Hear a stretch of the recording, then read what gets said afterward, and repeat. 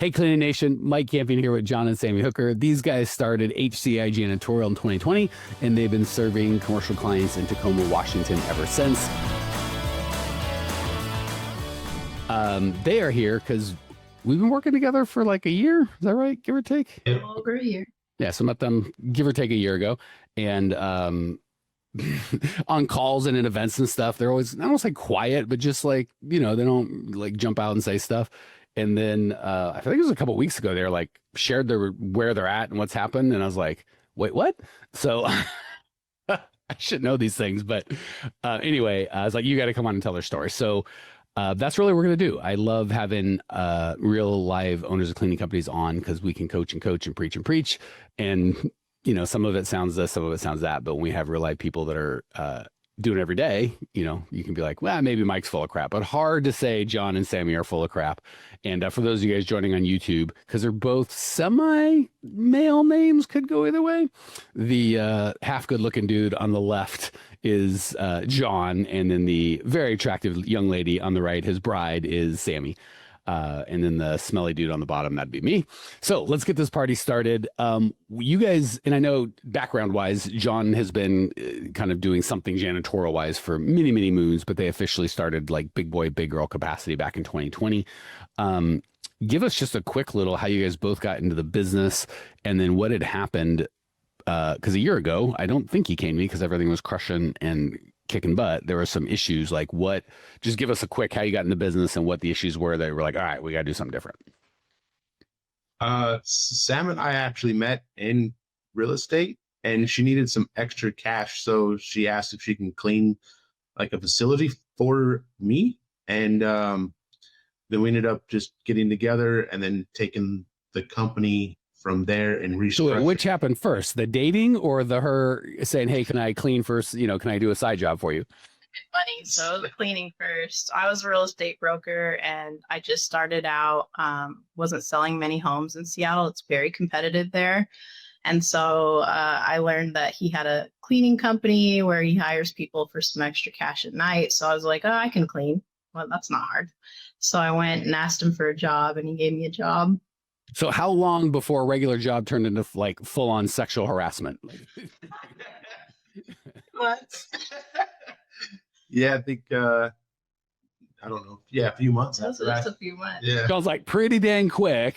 Yeah. And all right, we haven't had this conversation, so why not have it in public for the first time? And were you into it, Sammy? Or, because sometimes we're like, oh, I'd very much like okay, so you were like, I'm not, this smelly dude just keeps coming around and I don't know how to tell you no any different. I just needed some extra money. But he was really nice. He was helping me in real estate. He was really knowledgeable because he was a managing broker. So he knew a lot more than me. So it was like a bonus. So I was like, yeah, you can take me to lunch and I'll pick his brain about real estate. And then I learned more about his janitorial and it kind of just went from there. All right, so I got it. Just the people I'm married, so I'm good. But there are single people in the audience going, to heck with how you guys built the cleaning company. How'd you turn this wildly disinterested woman into your wife and baby mama, if I could be so bold?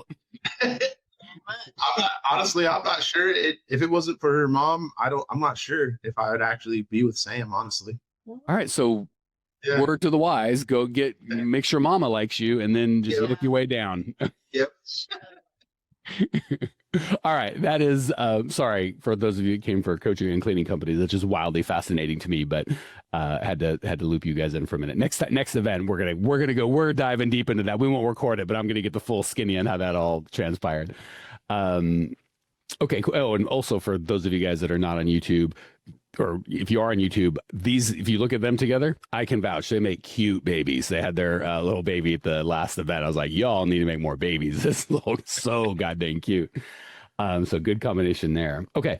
So when you kind of came to us, what was working and not working in give us the state of affairs at that point. And that was a year ago.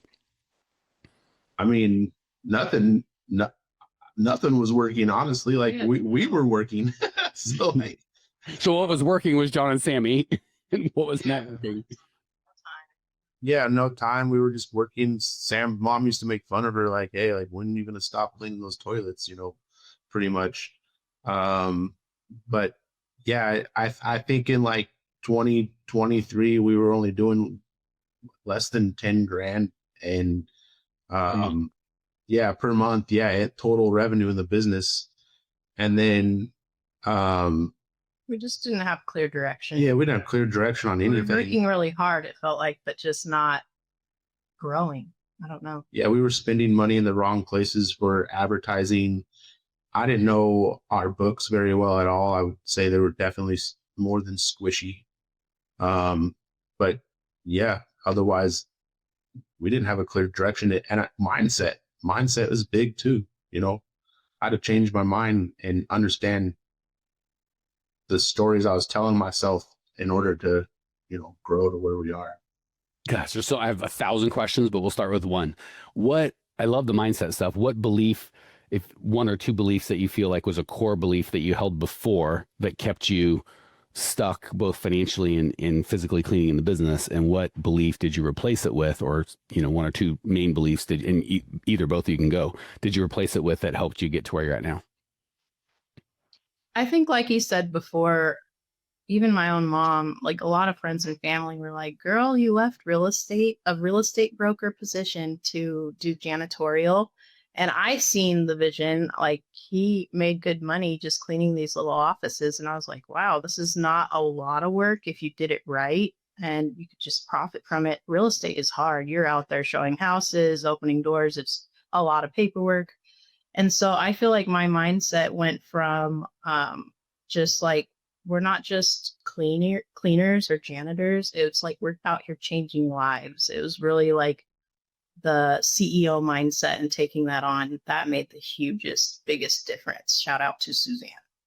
Yeah, so definitely. Well, hold on. I want your side, not your side, but I want your perspective as well, John. But I think a lot of people in our audience would agree with, yeah, I understand the need to go from kind of I'm a cleaner, even if they are cleaning at the moment, part-time or full-time or now and again, to I need that CEO mindset. So I think they get the need of it, but how did you actually make that shift? Like what? Processes, procedures, just not doing that busy work, but actually putting key people in place that can help you win. You don't have to know everything. You just have to hire the right people that do.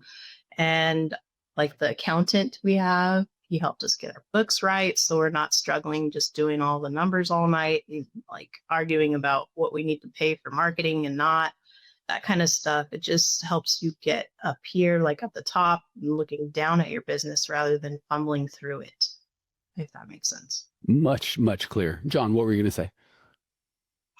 I think Sam covered it. I just think like the stories that we were telling ourselves, you know, like for instance, one of the big ones that come up for me is before we even joined your program, I remember talking to you and I was saying, I think it's a problem that we're running our business up in Washington and we're down here in Arizona. And you're like, that's not a problem at all. And like, that's really cool. And I was like, oh, wow, it is cool. Like it gave me confidence to kind of move forward with some stuff. Just that moment was huge for me. I actually think about it quite often. But for me personally, I think moving states, because I was so hands-on with it forced me to learn these processes and mindsets and stuff like that to actually grow a cleaning company and be away from it. So not have to worry about it. It's funny how, and I've had this in my life with mentors, sometimes we just need permission from like the right person. And it's frustrating because a lot of times our spouse will already give us that permission, but we're like, you don't know nothing. And then and then Sammy, I always tell the spouses that are, you know, like, why did he listen to you? My wife don't listen to me neither. So sometimes it's just your wife or your husband, you know, the whole, you know, biblical concept of a prophet gets no honor in his own home. So don't feel bad if you've been screaming at your spouse something eminently reasonable and then someone else tells them and they immediately adopt it. Frustrating, but let it go. So yeah, what I'm hearing for Sammy was just kind of putting some of the building blocks in place so the day-to-day looked a little less cleaning, a little more kind of big picture. And I like what you said about not being in the middle, but I always say outside and slightly elevated and outside of your business. I forget how you put it, but somewhere very similar. And then for you, John, it was just a matter of giving yourself permission to or really shifting perspective from me being in a different state from my business, and everything has its drawback. Very few things are all good or all bad. It's Right. nuance from, well, this is a handicap I got to deal with, to this is a tremendous opportunity that has some downsides, but there's upsides, and you just go, and I didn't know I was allowed to be excited about this. So Yeah. I think shifting our stories we were telling ourselves too was massive. yeah. Any others? So one story is I'm a janitor, not a CEO. We talked about that. Another story is because I'm choosing to live in one place and have my business in another. That's my problem, which it's so crazy. And when you believed it, it was like, I hate to be all weird about it, but the problem wasn't that you're in another state. The problem was you believed that being in another state was a problem. And that just became the reality. Any other stories that you told yourself that other listeners might be telling themselves, and what you replaced it with that was more effective? Man, I'm not sure. I wish I could remember, because I feel like there's dozens and dozens and dozens of them, but to come up with like a specific one, I feel like, being in your program now this long, like what was hard has became easy. Those stories have now transformed to just being not stories, but we've rewired our brains to different stories, and those have become more of who we are. To specifically come up with something right now, I think is difficult. Yeah, go ahead, Sam. Yeah. I remember before we moved down here, I just felt like I had to put more money out in order to get those clients. So I took one of our credit cards and I spent thousands of dollars on someone else trying to do my marketing. Somebody sold me on some kind of marketing. This will do this and a funnel, and I don't know what it was. But it ended up costing us thousands of dollars. And my mindset was, or the story I was saying is, if I put all this money out, I'm sure to get something back that's out of, profitable. Nothing came back. So that was like the stress of trying to grow without burning out or wasting money was a big one. Clear vision. The worst stories, the bald-faced lies, we pretty much can kind of go, that's not true. But I don't want to say the lies, but the not truths clothed in a lot of truth get you every time. Because to go, hey, it makes sense that for me to grow my business, I'll probably have to invest some time and money. Well, yeah, of course that's the case. So that's true. But what you believed was a very similar statement, almost the same, that would kill you, which is, if I invest my money in my business, no, just if I invest money, I will grow. It's like so close to, I probably need to invest some money in my business to grow. Yeah, it's so funny how a little bit of nuance of, the right money and the right things absolutely required, if not a huge step forward to grow. And then we kind of forget the one key part of the right money and the right things at the right time. It's like, man, those little details will get you. So tactically, well, let's kind of just, so everyone's, because everyone always wants to hear the punchline, walk us through. Because I think did you say you were doing 10 grand a month when you started? Yeah, less than, yeah. But that's not like to us. That was, that was total. Still had employees, stuff like that. That was just top line, 10 grand, under 10 grand. I was just going through some bank statements just the other day, and so I almost cried, honestly. And then happy tears or sad tears? Yeah, happy tears. It was hard. It's crying then. Yeah, we were crying then. But it was hard. Honestly, it was hard. We went from that to pretty much making like 17 to 18,000, 19,000 a month. And then going from that to about 25 to 30. And we just realized that, hey, we're not growing past this. We can't get past this point. And that's when we called you. Okay, so cool. You were able to sounds like you're stuck a long time at 10 grand, working too much. You get to 25 grand and you're like, this is hopefully better, but it sounds like you were like, we can't get to 50 or 40. Like, even though we were working too much at 10 grand, we could figure out a way to get to 25. But the way that we're working now, one of us or both of us are going to die if we get to 50 the way we're doing. We were burning out. Like, it wasn't fun. I don't burn out in my company anymore. I don't feel burnt at all.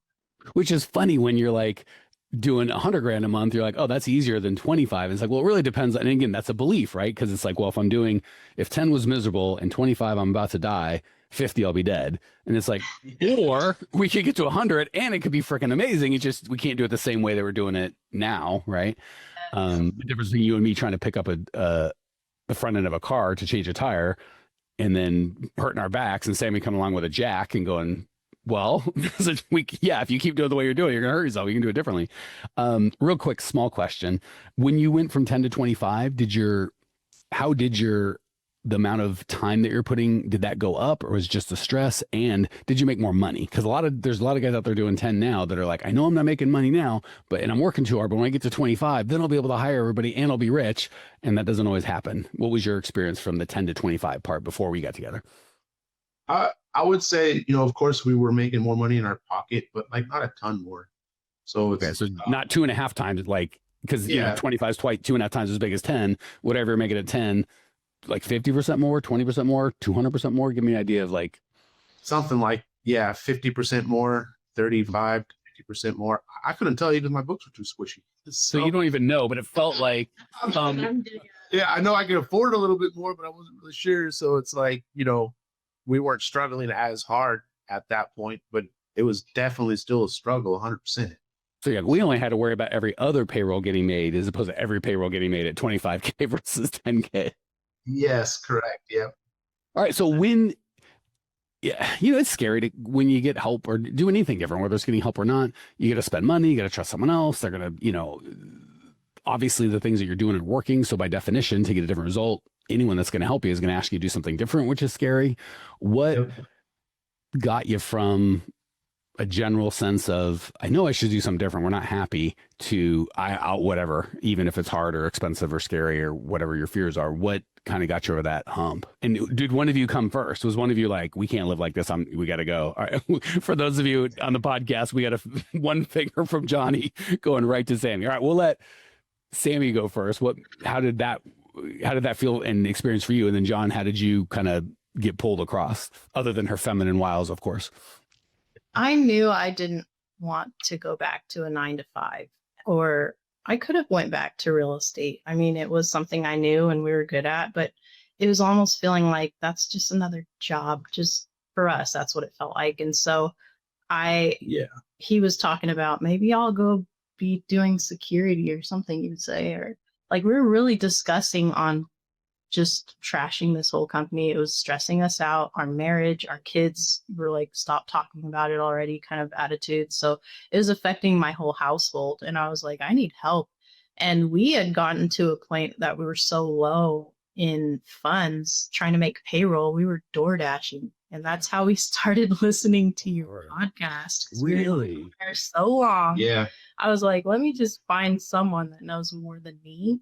And so we turned on your podcast and we would DoorDash and get inspired and more inspiration. And I'd turn it on for him. He'd be like, I don't want to listen, but he started listening, 4 hours a day at one point. Yeah, we were in the car listening to all the podcasts. And so after that, I was like, we should just give him a call because I don't want to go backwards. I know we're in a really good company. We know we're not dumb people. Like, I feel like we know a little bit about business.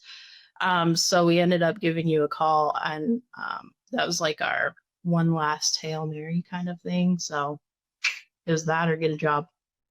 Okay, so what I'm hearing from Sammy's perspective, I'm going to get yours, John, because we'll see how different it is. But from you, it sounds like is kind of the mom of the house. Like, hey, I've got this husband, I've got my own mental health, I've got some kids. Like, not that the dad doesn't provide and do stuff, but I feel like kind of the emotional stability of the house kind of goes to the mom of like, she'll typically set the boundary faster than dad or see it or whatever. So from you were like, this isn't we're going to kill this business or we're going to fix it, but we're not going to ride like this. And you got to, I mean, gosh, it's just so much. I promise we're going to get to John, but I just had one more question because that Hail Mary is common. People come to us and they're kind of at that point of like, this is my last thing, which sucks. It's, we don't want to be your last thing. Like, come to it for everybody. Come way before. Don't wait till the end. It's miserable for y'all. And it's a lot of stress for us too, because we're like, we can't let them fail. Why that? Because you tried marketing, like, getting coaching there's 1,000 ways. You could try another marketing thing, or I don't know. There's 1,000 things to do. What made you go somehow talking to some idiot on the internet can make a change?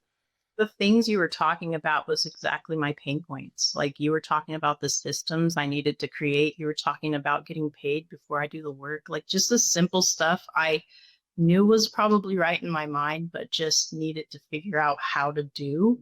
my hiring funnel. Like that was stressful. I would go to work a lot of times because people were calling out, and that was wearing on me. I'm a mother, like you said, running this whole business, and I get a call out and I have to go.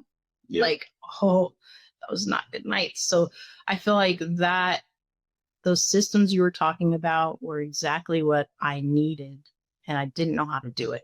Or I just had no brain energy left to want to try to do it because I've wasted a lot of money in the past doing all this stuff I thought was the right way, and it wasn't. So that's what got me going. So the thing I'm hearing from you, and I love that you just did it naturally. Sucks that you were doing it because you're DoorDashing, but no disrespect to our DoorDash friends out there. Not just, yeah, it's hard work and it's honest work, but not, if you're trying to start a cleaning company or grow a cleaning company, that's certainly not the goal. That's something you want your kids to be doing to make a couple bucks to whatever, not as parents to like pay rent or mortgage. So I love that you weren't even intending to prepare, but you were still like using the time. Like, again, problem, you could have looked at it as we're DoorDashing all the time and it makes me, I'm trying to be a mom and I'm like, this is a huge problem, which it is. You also were like, hey, I've got an opportunity. I can educate myself. I can use this 4 hours a day that doesn't just have to be making $20 an hour or whatever it works out to be. I can get better. And that prepared you unknowingly for like, okay, when it did come to this is my last thing, you had something in your chamber, right? Had you not done that, you wouldn't have even had the idea to know to look for help. Or if you did, you might have, with no experience with that, if you were able to spend hours a day with different people on podcasts, you can kind of get an idea. What about you, John? How'd that feel when Sammy was like, hey, we got to do something different? Were you like, oh, you're overreacting, or I got a different idea? Or what was your take on the whole thing? I guess if I were to start way back, I kind of got burnt by like a real estate coach. Not that I paid for him, but I paid for it by a lot of my time and in reality, a lot of money, because my splits and different things and what I was doing for him should have been paid at a lot higher rate than what it was. So then once Sammy kind of started listening to your podcast or found your podcast, I started, intently listening and realizing, wow, Mike knows what he's doing. He's legit 100%. But more importantly, I can just tell like your heart was there for us, for the janitorial company. And I think it's hard to find anything coaching wise or any good type of systems or anything like that in janitorial. You can find it all day in real estate and other things, but not, I think we were lucky to come by you, honestly. Yeah.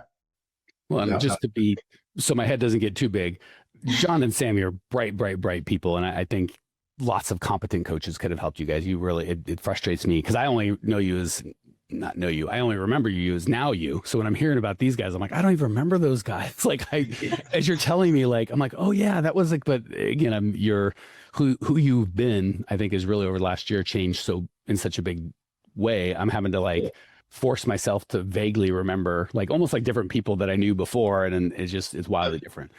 So let's talk on the tactical side. Because everyone, and we get a lot of more commercial stuff. I don't know why we get, kind of more residential on here than commercial. But so I know the commercial people are out there. There are, lots of people doing 10, 20, 30 grand a year or a month, and they're dying to get to 100K a month. And more importantly, or as importantly, they want to do it in a way where they can protect them, have a life and not just be miserable. And it's got to be hopefully encouraging to be doing 20 grand a month and miserable, not making any money and working their tail off, but also a little, discouraging because they're not where they want to be, but encouraging like there's hope. So what would you say to those folks? And I was telling John and Sammy before we hit record, we get our audience for the podcast and the YouTube channel is obviously much larger than the people we can serve. So to the people that, the people that y'all come with us, we'll take care of you. But to the people that can't or won't, or for whatever reason, what would you tell those guys that are because there's tens of thousands, maybe hundreds right now in that 10 to 20 grand a month, working their tail off, really struggling to make bills. Probably, on that Hail Mary, it's now I can't go back to my old life, but I can't keep living like this. What would you tell them in terms of encouragement? And then what would you tell them in terms of like tactical, stop doing this, start doing this? Either one of you guys can go in whatever order. I can go. I think what really transformed our company right away was the shift from hiring A team players rather than just warm bodies. That was huge. I would just call friends sometime and ask them to fill in if I wanted to go on a 2-day vacation, so it's like they didn't have any experience. And the hiring funnel, tactically, that was money all day. I mean, it just relieved so much stress in that regard. So let's talk a little bit about that, because two things. One, I think that belief system or mindset of like, well, if I want to take a vacation, I can't trust a new employer or something because I've been burned by them. But a friend, I could at least trust they won't screw me. But, that's a quick way to, have friends not call you back often. After a minute, they start wising up. So in the hiring funnel is a great tactical answer. And we talk about hiring funnel a ton, just as a throwaway, you should have one. But what would you tell folks that are like, yeah, how do I start? Like, got it. I know I have a crappy hiring funnel, or it doesn't work, or I hate it, or it sounds a lot like me calling my friends. Like, walk through what that looked like for you guys. I know how to do it, but for you guys, as you experienced it, how'd you actually get it set up? What were you afraid of? What kind of obstacles did you overcome? How'd you go from no hiring funnel to hiring funnel? No hiring funnel to hiring funnel. We started with Indeed. We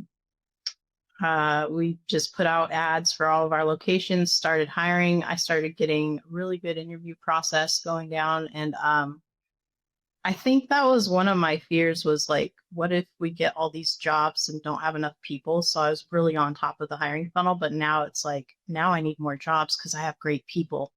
It really flipped fast once I started that hiring funnel. And don't turn it off just because you have your team set. Go get more work and fill those great people that want to work with you with those buildings that you're going to go get. It's that shift for me. Before it was like, I have a building and I need great people. Now it's, I need a building because I have great people. So I don't know. We set up Indeed, started the hiring process.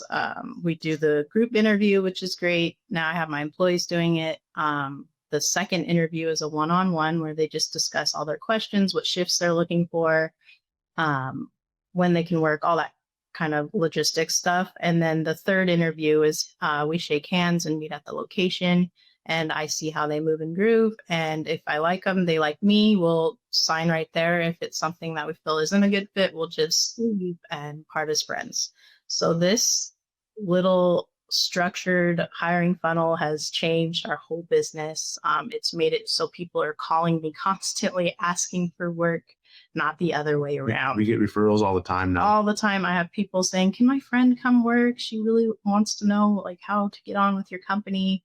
I'm looking into like just bonus programs for that because it's just constant. So I've even seen Sam like have people in the first interview saying that, hey, I went through the first interview, I want to schedule for the second interview, and like they go through the first interview again just to try to get to the second interview. I'm like, yeah, didn't I see you in the first group interview? Yeah. And they're like, yeah, but we we don't have the second interview scheduled yet. And I'm like, I'll get you scheduled. That's great. Yeah, I love that. Yeah. What a shift from like begging friends to like hook you up to people kind of banging the door down. Like, you didn't invite me back the first time. I'm here again. Let's go. Exactly. So obviously the mechanism of how you did it, you did a great job laying that out.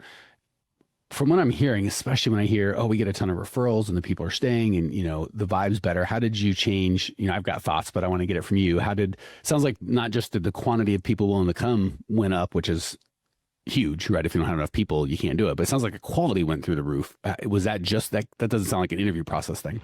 Hey, Clean Nation, Mike Camping here. One of my least favorite things about these podcasts are we found that people love the show and they love the information, but when I talk to you guys in person, stuff doesn't get done. People love the podcast, but they don't take any action. If you'd like to actually implement this and get this done in your world, we have a whole team of people that do exactly that. If you go to growmycleaningcompany.com/talk, you can book a time with either myself personally or one of our teammates to at least help you come up with a plan to actually implement and change your life. So if you want to go from getting these good ideas in your head to getting in your life, just book a free call with myself or my team, growmycleaningcompany.com/talk, and we can go from this one-to-many format to one-to-one and really get you some results. Excited to talk. I would say Sam at first was kind of almost taking everybody because she was still nervous about those A players. And I've seen her grow from like like the first handful of people that we started with the interview process, they weren't necessarily the best. They quit, or, they weren't that good at cleaners, whatever the case might be, to now, like, I feel like the only people we put on sites now are A+ players for the most part. Someone will go down to B's or C's, but it's super rare compared to what it was before. She's gotten a lot better at that whole process. I feel like it's my employees. I mean, when you have them engaging in the interviews and telling how wonderful it is, it's different hearing it from my actual employee than out of my mouth. I could say all day, like you say, I can say all day I'm great, but it's coming out of my employees' mouths. And they are saying how wonderful it is to work here in our standards. And they're looking for like-minded people. And they're excited to hire only like-minded people. So you have that standard already in your employees, and they're going to find more. It just is a well-oiled machine at that point. So we got great people flowing in. So it sounds like before you couldn't have the standard you wanted because there just wasn't enough good people. And it's tough to say we only take the best when I'm like, I can see the 2 guys you got here and they're half homeless. But once you got really good people who are doing the hiring, if I'm not an A player, I'm like, oh, this is like legit. Like maybe this isn't for me. And if I am an A player and you're like, this is a great place to work, but I look at everyone else and I'm like, these guys look like knuckleheads. It's hard for you to convince me of that. But when the guy interviewing me is already doing an interview and he's a cleaner and he's a rock star, I'm like, this is my kind of people. So it sounds like it kind of built upon it. It was maybe building upon itself negatively when everyone gets the vibe of they'll just take anyone, they're desperate, we can kind of do what we want, to we got people doubling down on first interviews, just trying to get a second, allows you to be more selective. Okay. So that helped on the hiring side, which is huge, which I'm sure gave you a tremendous amount of confidence on the client getting side. But let's talk about client getting, because going from, 20 grand a month to 100 grand a month, we had a couple clients in there. Wasn't one $80,000 client. That's for goddamn sure. Like, so how did that change from what you were doing to what you've done that's been more successful without, God willing, wasting a bunch of money on marketing that didn't work? I would say for that, we just started making friends. Like, I remember talking to you about a year ago and you were like, hey, to the commercial world is a good old boys club. And it really is. And so since then we've just started making friends and just stopping by, talking to people and, bringing gifts or food or whatever the case is. And people love that. So food is huge. Yeah. Food is huge. Exactly. And then we just keep getting referrals from these people, or they move companies and then, they'll start plugging us into their company and system there while we're still at the other company as well. So that's been huge for us. Yeah, it's funny this is for commercial, very different on residential.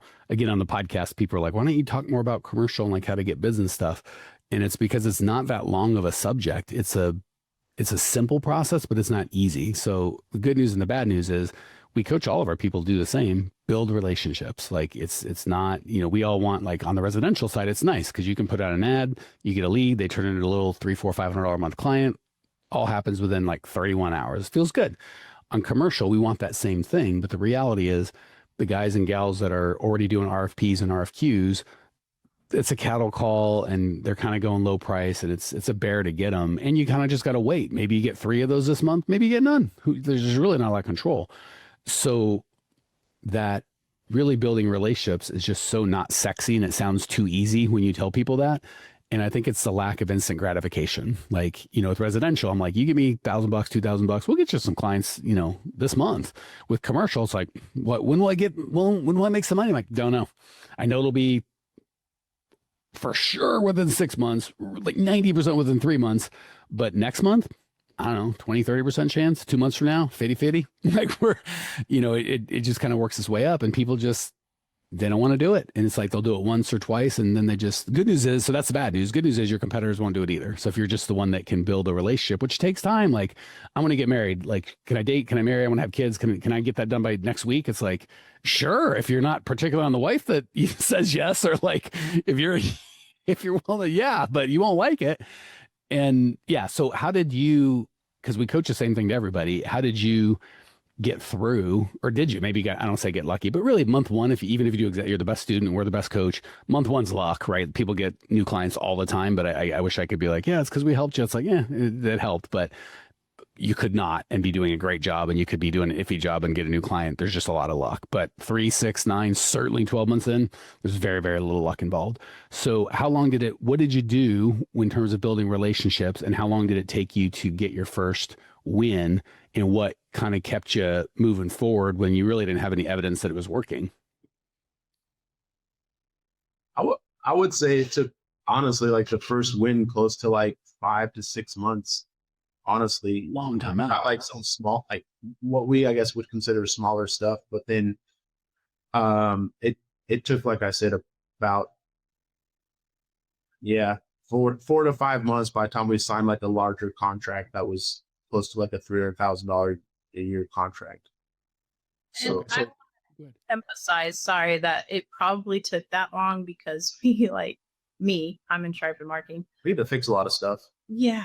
We were Yeah. just really like fixing what we had, maintaining what we had, but we should have at the same time been out there pounding the pavement. I wish I didn't. Well, let's be fair to you guys. So yeah, we can all play the what if game, or should have, we could shit all over ourselves.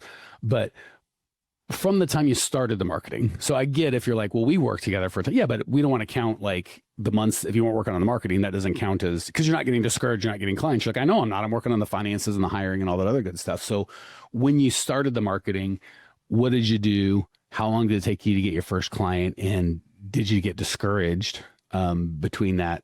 We started doing something, and we got a bid or a sale. Right away we got a client. So if we're being honest, your dad came down. I mean, he's a talker. He's a friendship maker. He's a good old boys club creator, and I really admire him for that. He got us a client right away because we took him out and just shook hands with our clients, and then that day somebody's like, I was looking for somebody to clean our facility, and right from there we started. We're like, geez, we could have done this a long time ago, is what I was going to say. Is just going out there day one after just shaking hands. You just never know when somebody needs a change for their cleaners. And so from that point forward, we continued on the marketing plan with sending our letters, going out 3 times a week to shake hands and drop off cookies or cinnamon rolls. And it's been game changer. Like, we got clients that are stacked up for even next year. So it's like that. You just have to get out there and go, and it pretty much starts rolling in. It did for us anyways. Yeah, we have contracts that we've signed the contract, but we won't start the work until 2026. Yeah, we're recording end of August 2025, so 4 months in advance. It's funny how we all agree, I shouldn't say we all agree, but most of us agree, like, cold calling is a tough job. But it's weird how people will cold call, and you might call 100 people, and because it's easy, right? And it's even easier to email. You can send 1,000 emails and probably get nothing. You can make 100 cold calls, maybe get something. Or you could just go to face-to-face, belly-to-belly in human space with like 12 people, right? And it's funny how it's like, well, it's because it's like orders of magnitude harder to call than to email. And it's orders of magnitude harder to go out with your body and to be, in the same space as somebody. But funny enough, it's like, well, it depends if you're kind of looking at a return on your investment. I'd rather have 6 dinners that might take a long time than do 100 cold calls and get maybe 1 lead today and, a lead every other month for a year from those 6. And those cold calls so it's weird how no one likes cold calling and everyone thinks I'd rather just be taking people to dinner, having fun, or bringing them cookies. Like, that all sounds fun. Nobody wants to do it. So yeah, I love that you guys are just consistent and that nothing you're saying is magical, right? I would like to add too, like, we've created such good relationships with some of our clients that they're asking us how to schedule their company around cleaning. I love that. I don't know if that makes sense. So like, and it really helps them with just, running their business and saving money on their end. So, well, it's the difference between a cold call, which is desperate, I just walking down the street screaming at women, "Hey, want to date me?" versus building a relationship like you did with Sam. You're like, "Hey, let me teach you about real estate." And then 6 months later, she's cleaning toilets, no real estate in sight, going, "What happened here?"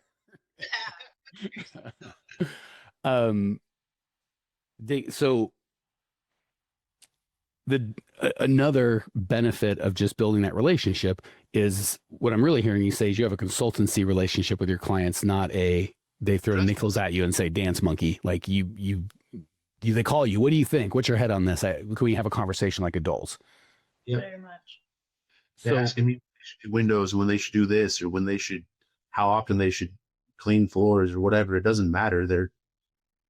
They're asking me when and how to do it instead of schedule to say, "Hey, just here's some money, do it." Same vibe as on the hiring side, right? When you didn't have good quality people and you were a little desperate, the employees could smell it on you. They knew what time it was. And when you're like, "Oh no, we got more, trust me, we got it covered," they kind of smell that on you. Same with the clients when you're cold calling or just doing kind of desperation stuff, trying to circumvent the relationship, or just there on a job walk is basically, I've never watched a show, but I get the idea of being the Bachelor, the Bachelorette. Do you want to be the one dude with 12 ladies trying to date you, or do you want to be one with 12 knuckleheads? Like, what do you think a job walk is? Like, be the Bachelor. We're just the two of you guys having a date, not this weird, "Hey, I got 9 people." Like that's just never going to work in your benefit. Last thing I want to say, and then we'll talk. Go ahead. I won't do a job walk if there's multiple people there. It has to be just me and them. Otherwise, I refuse it. We coach people to do that. Very few of our clients have the intestinal fortitude to just be like, "Yeah," again, because you're not. And the funny thing is, the people that do the job walks, like, "You don't understand, Mike's, John, you got to. And then what funny is like, "Well, I don't." And the crazy thing is they're more likely to call you after the job walk and go, "Hey, can you come get a bit?" Like, Yes. and if they don't, it's like, well, good. They're probably just going to take the lowest bid anyway and just save you a bunch of time. So last thing I want to say here, and I want to talk money and then let you end our time with anything you see fit. But I like how you said earlier, because I tell many people this, or you said, I said, and I agree. It's a good old boys network. And the funny thing, or they all know, it's always someone they know. And it's so funny. People say that, and then just like, it's an excuse to give up. Well, why aren't you doing any market? Well, it's just a good old boy network. They only hire their friends. So be their friend. What are we doing? Like, it's an easy, people say it like, so therefore I'm not friends with anyone. Therefore, you think they were born like this is their, like, if it's their brother, I'll give it to you. That they were born together, that you got something. But yeah, they were friends now.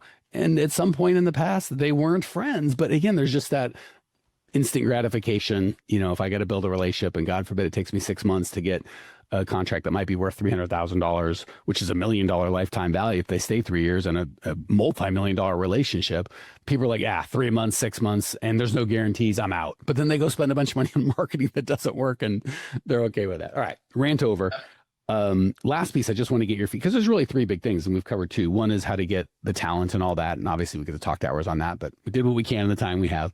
The marketing hopefully gives, I know if we were trying to market to owners of cleaning companies, we'd be like 6 ways to get guaranteed this by tomorrow, and we could come up with some stuff that sounded really cool, or we could just have a real conversation and go, "This is what works," even if it doesn't sound sexy. It's like, well, you want what's sexy, or like, you want to get a good date, go to church, date and build a relationship. Like, you're like, that sounds boring. Well, I know, but that's the stuff, and that's my thing. Obviously there's other ways to go about it, but so money wise, you said 3 or 4 times we were more than squishy, like things were just, sounds like you just didn't have a handle on it. How did you go from that to, and I don't want to assume, but I don't assume I know, but it sounds like you were kind of struggling. So there's 2 struggles at the beginning. Didn't know what was going on with the money, and there really wasn't a ton left over. I've seen your financials, so I know you guys do very well. And it sounds like you feel much more in control. What would you tell the folks that were like, "Geez, oh, Pete's," and same thing, there's that, poverty or desperation mindset probably when you came in, and now you guys are like, "Yeah, of course we make money. Why wouldn't we?" So what would you say to folks on the money side of both the tactical, what you did, and how you went about moving from, "I don't have enough and I feel real squishy about it, and I don't have enough information," which is fine because there's no money to have information on, to now, we've got more money and we feel pretty good about where it is and how the flows are. How did you make that transition? I I think we had a lot of help from you and your coaches, bookkeepers, to help. Like, it took me a lot of time to go back and start realizing like how to categorize stuff.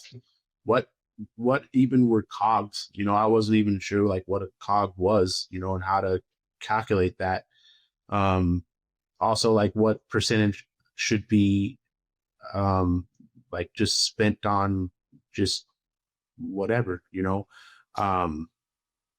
it's like just expenses in general. So I didn't understand that. I didn't understand my expenses. I didn't understand COGS. I knew kind of like, hey, this is what I'm paying out a month and here's what I'm keeping in, but actually calculating that and understanding where things were going was a whole nother situation for me. And then getting clear on that picture made a massive difference of like, okay, here's what we're doing. Here's why we're doing it. Here's our actual profitability on each job and facility. I remember having to go ask for like a $2,200 a month raise on one job to make our COGS correct. And, that was scary at first, but, it's a lot easier now to do stuff like that. And even when I mess up, I feel like we've created a relationship with these guys to where I can go back and say, hey, I messed up and here's why.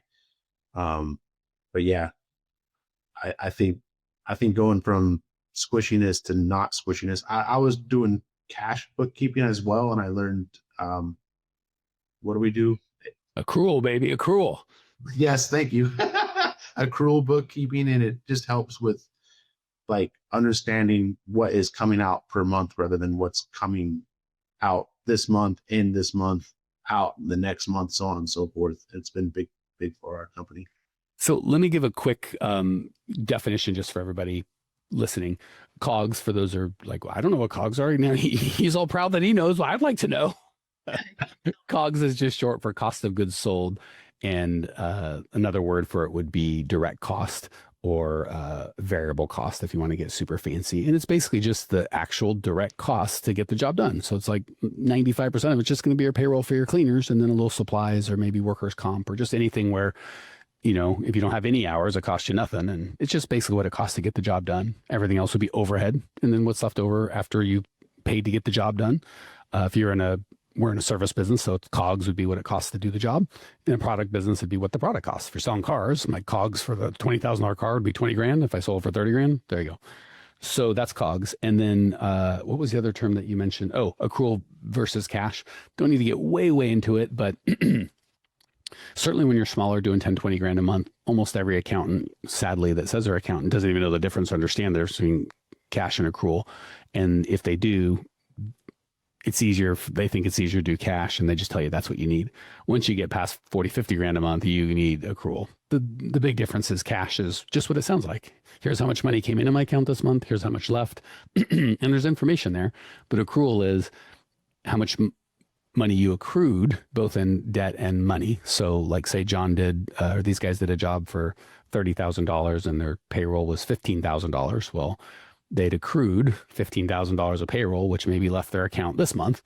And they also accrued a $30,000 receivable, which may not hit their account till next month. So if you look at the cash, you'd be like, oh my God, I had a terrible month this month because I had $15,000 of expenses and no revenue whatsoever. And the next month you're like, oh my gosh, we had the best month ever. We had $30,000 in income and it didn't cost us anything. It's like, well, obviously that's not an accurate picture.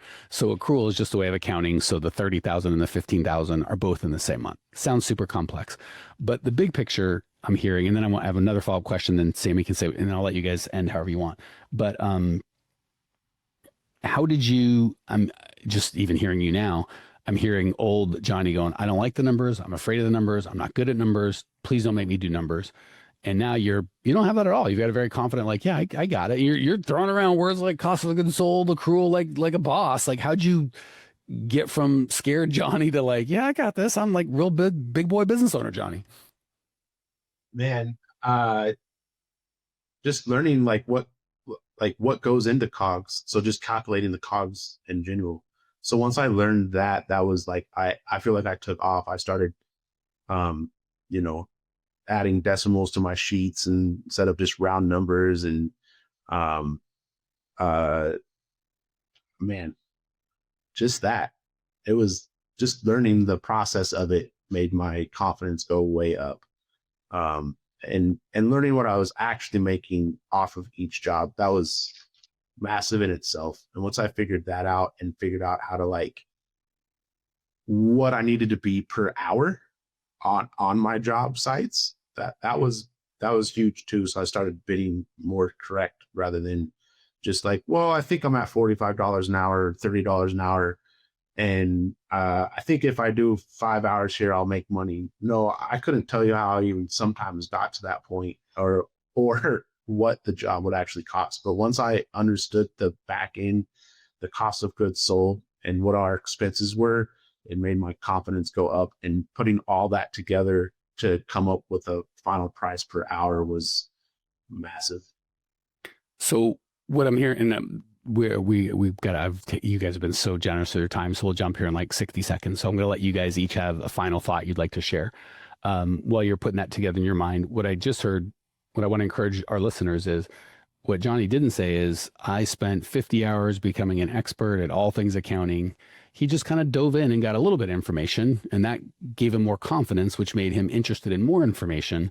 So I don't want you guys to feel, I think a lot of times we don't want to start because it's overwhelming. But if you're like, I don't have to be an expert at this tomorrow, I just need to get a little better. And also I want to encourage you, obviously for those of you that work with us, we'll make sure you get a good accountant and all that. But even if you don't work with us, you can find a good accountant. And a way to get a good accountant is how they talk to you, right? A lot of times accountants treat you like you're stupid, or if you ask a question, they want to condescend. Most of the time it's because they don't understand it and they're trying to protect their own egos.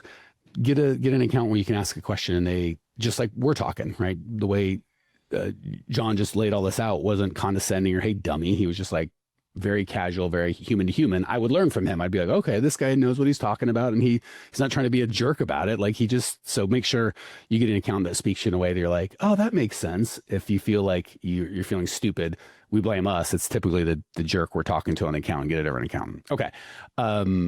Great. I would love closing thoughts from both of you, if you don't mind. Just if you could give one message to younger, poorer, unhappier John and Sammy and those stuck in that spot now, what would you say to them?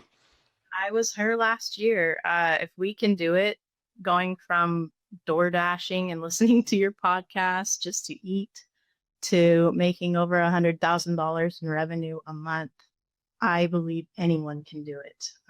Let me ask you, if a year ago I told you you're going to hit 100 grand in, I don't think it was August, I think it was June or July, whenever, what would you have said to me and to your own self? I would have been happy with this. A couple more grand, like Just be more. yeah. Oh, and by the way, you guys only work. Oh, yeah. Well, I don't want to say, but you make 100 grand. And how many hours are you guys working per week, give or take? I worked I actually calculated it and kept track the last several weeks. I only worked 16 and a half hours last week. 16 and a half, not 60 and a half, just to be clear. 16. Yeah. Yes. I'm down to 60 hours a week. It's like, oh, great job. So 6 hours. We're going to roll, just to make it less confusing, 17 hours. We're going to round it up. And obviously making more money on the top end and bottom end. How about you, Sammy? I know you got kiddos and you got a lot going on. I only put in 15 hours. Make the strong guy work. All right. So for Sammy, it was just that you can do it. And yeah, I wish I could go back to young Sammy and be like, just so you know, here's what's going to happen, and watch you guys go, this guy's full of crap. All right, John, you get the last word. What say you to Cleaning Nation? I would say don't give up. And I think if you want a cheat code to accelerate your success, getting a coach is that cheat code 100%. And I still feel like we would still be struggling at the $25,000, $30,000 a month, maybe get lucky with a $40,000, $50,000 a month, but otherwise 100% cheat code is a coach. Yeah, and I want to encourage you guys, if you're here by definition, you've spent an hour. And by the way, you guys are so kind. This is way too long of a podcast. You spent an hour, and I love what Sammy said. I would imagine when you spent the money on the marketing and didn't get a good result, those weren't people that you spent a lot of time with or knew a lot. It was probably a very short relationship. So if you're not sure about a coach, find one. It doesn't have to be us by any stretch. Find one that's got podcasts or something where you vibe. Like if you listen to this, you're like, man, that sounds good, but just not my bag. Cool. There's a coach out there that is your bag, but you don't have to go in blind. Any coach that's got an online presence and spends time, preaching and teaching, listen to their stuff. And when you find somebody that you feel really good with, you got a really good chance that you're going to have a success as opposed to just trying to do something last minute. All right. Appreciate the time. Thanks for your time and attention, Cleaning Nation. John, Sammy, you guys are the best. Talk soon. See ya.